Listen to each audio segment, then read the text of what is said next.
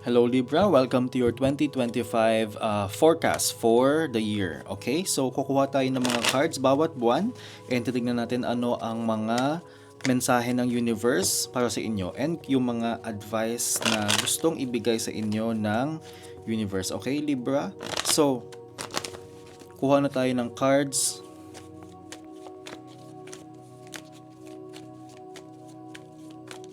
Okay, January, you have the Strength in reverse. February, you have the Eight of Swords reverse, the Empress in March. April, Temperance in reverse. May, Seven of Wands. Knight of Swords for June. Knight of Wands for July, the Hierophant. In August, Ace of Pentacles, September. Nine of Cups, October. Seven of Swords in November, and Nine of Wands in December. Okay, Libra, nakikita ko sa inyo dito the tears full of love. Yung iba sa inyo baka magkaroon ng bagong part of the family. Pwedeng may bago kayong ginagawang business din. Yung iba sa inyo, there is a risk of you need to be very careful about dealing with people and who to trust. Pagdating kasi sa career ninyo, nakikita ko that you are moving forward, talagang go lang ng go. There is also a hindrance pagdating sa boss, pagdating sa somebody na mas nakakataas sa inyo, that you might feel restricted or baka kayo mismo yung nag-restrict ng ibang tao. And yung iba sa inyo, nakikita ko rin na Libra, you may be dealing with people or makikilala mo ulit yung mga nakilala mo in the past na matagal mo nang hindi nakita. So for January, nakikita ko sa inyo that you may be feeling very, very discouraged pagdating sa January. Or maybe masyado kang nalulong sa mga kahinaan ng loob ninyo.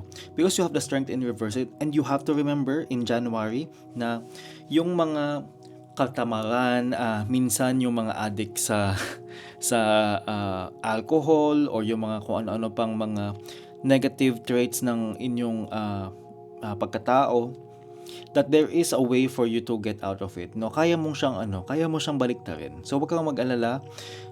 You need to keep praying and keep doing the work na umiwas sa mga nakakasama sa inyo in January. And for the rest. In February, alam mo, you may feel like wala kayong control sa buhay ninyo. It may feel like hindi ninyo kayang gawin ang mga bagay-bagay, no? Na parang minsan yung sa trabaho mo, feeling mo wala ka ng escape, or minsan may mga sitwasyon na parang pakiramdam mo wala kang magawa, but actually napakadami mong pwedeng gawin. And you have the choice to be free. You have the choice to be free. And you have to break out of that mold na para kang biktima. Kaya mong kumawala. Kasi maraming limitation na ini-impose sa'yo ang ibang tao na kailangan mong tanggalin sa sarili mo. Kailangan mong tanggalin or palitan ang inyong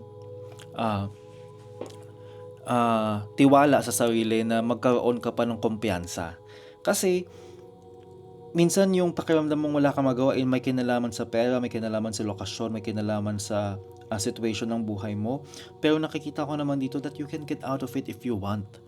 Okay? So, kahit ano pang challenges mo, tandaan mo sa sarili mo na meron kang choice. Kung meron kang choice, no, piliin mo kung ano yung mas madali. The Empress, nakikita ko dito na kahit ang gulo-gulo ng mga nangyari sa inyo, kahit ano pang gulo ng mga pwede pang dumating sa inyo, you have this loving presence and loving energy with you. Yung iba sa inyo may inspire kasi magkakaroon kayo ng bagong member of the family. Yung iba naman dyan, nafe-feel nila, nakikita nila that they have so much more to give. There is a realization of love. There is a realization of giving, na yung energy ng pagbibigay sa ibang tao ay andito. And nakikita ko sa inyo na yung energy ninyo napakataas, tumataas siya, hindi siya yung sobrang taas pero tumataas siya ng tumataas and it affects you. May realization dito na wow, pwede palang ganito. So there is yung iba sa inyo pwedeng magkaroon ng bagong jowa, pwedeng bagong asawa, pwedeng bagong member or ng friend, ganyan, and somebody who is very dear magbibigay sa inyo ng inspiration. Pagdating naman sa April, Libra, nakikita ko sa inyo that medyo medyo yung paniniwala ninyo sa sarili niyo bumabagsak talaga, no? Para kayong yoyo, akyat baba kayo. You need to stay firm, stay grounded, and stay connected to God, and stay connected to yourself na nagbibigay kayo ng inspiration sa ibang tao, pati sa sarili mo. Hanapin mo yung inspiration for yourself. Hanapin mo kung ano yung magbibigay sa iyo ng saya, and hanapin mo yung ilaw, yung liwanag na hinahanap mo. Kasi sometimes it can be very, very dark, and it can feel like kulang ang inyong pananampalataya. Okay? You have to be connected to those who can help you, who has a higher energy. Pwedeng mga kaibigan ninyo na nakikita ninyo, tinitingala ninyo, or somebody na very, very inspirational. Pagdating naman sa May, okay, you have to protect yourself. Kung pakiramdam mo medyo nakakaangat-angat ka, nakakaluwag-luwag ka ng konti, protektahan mo yung sarili mo when it comes to your savings, when it comes to your emotion. Kailangan mong i-guard yung sa sarili mo. Gumawa ka ng paraan para sa sarili mo. Bumili ka siguro ng investment na maganda for yourself, or pwedeng mag-save ka ng maayos. Kasi makakabuelo ka sa buwan na to eh. You have to be smart. Okay? June, Knight of Swords. Knight of Swords, nakikita ko sa inyo na hindi kayo kumikilos minsan kahit alam nyo na yung kailangan nyong sabihin. You need to speak out. Kailangan mo magsalita, kailangan mo maging confident para sa sarili mo, because tama naman yung mga naiisip mo, may mga ideas ka na makakatulong para sa'yo. So just speak out.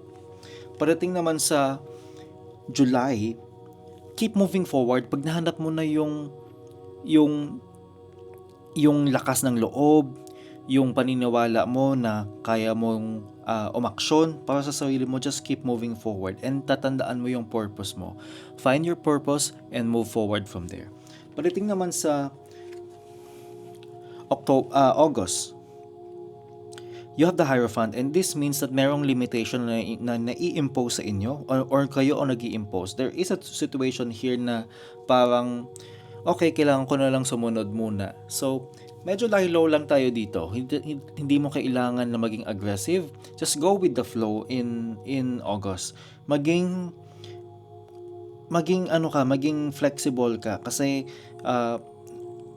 kung ipupush mo yung sarili mo, ipupush mo yung mga ways na gusto mong mangyari, medyo mahihirapan ka. So go with maging isa kang hangin na kayang mag-flow, okay? Pagdating naman sa September, you have the Ace of Pentacles. So there is a lack of new things happening. There is a lack of new things. There's a lack of movement. So again, go with the flow. Pero hahanap ka na ng mga ng situations na ano nang pwede kong gawin next. Nag-iisip ka na, tumitingin-tingin ka na. Naghahanap ka na ng mga prospect na bagong trabaho ba to, or something na makakatulong sa inyong kinakalagayan pagdating sa family, sa friends. You have to be on the lookout, kasi yung next mong month, October, meron kang mas masayang pangyayari, somebody who is helpful for you, somebody who you will be helping, andito, parang nagkakaroon ng magandang energy around you, and yung abundance din na meron, lalo na sa emotional na side, napakaraming pwedeng mangyari, at napakaraming kagandahan na nagiging takbo ng buhay ninyo. Okay? Pagdating naman sa November, be very careful of who you trust. Be very careful of gipitan. Be very careful kung kanino mo ibibigay ang pera mo, oras mo. Be very careful, kasi hindi sa lahat ng pagkakataon ay magiging may mga tao pa din kasing hindi maganda ang takbo ng isip, or hindi maganda yung intention. So be very careful lang, in November. And then for December, nakikita ko sa inyo na you feel safer. You feel safer because mas alam mo na, medyo may konting takot sa mga ibang tao, because medyo takot ka magtiwala, medyo takot ka na baka hindi ka maging protektado, ganyan. But just know in yourself na ikaw ay safe. And yung mga tinanim mo, tutubo sila ng tutubo. As in, they will grow. So, yung mga nagawa mo in the past, they will help you pa din. So, you just need to remind yourself that you're fine. Okay? Tignan mo lang sa sarili mo na ano yung mga situations that you can be productive. Okay? So, kuha tayo ng advice cards. First card mo is visualize abundance in all forms. So, lagi mong i-visualize sa sarili mo, tatandaan mo, and believe in yourself that you are abundant in many ways. Sa love, sa mga tao. Detox your friendship, tanggalin yung mga taong hindi na nakakatulong sa inyo. Kung masyado na silang toxic, maybe you need new friends. Okay? Cooperation instead of competition. So, ang buhay ay hindi pakikipaglaban, but it's all about cooperation with other people. Kasi kung tumutulong ka sa ibang tao, yung mga tutulong sa'yo, yun din yung lalapit sa inyo. Pero be very careful nga kasi may mga ibang taong hindi ganun kaganda ang intention. Focus on your priorities. Huwag ka masyadong liwaliw ng liwaliw. Huwag ka masyadong excessive na inuman party, ganyan. Kasi kung meron ka ibang kailangan gawin, yun ang priority mo. Pay yourself first. Uunahin mo ang sarili mo, huwag uunahin ng iba. Kailangan mo ang sarili mo because kung hindi mo mabibigyan o ng halaga ang sarili mo, paano ka makakatulong sa ibang tao? So that is your reading for 2025 Libra, and I hope I'll see you in the next reading.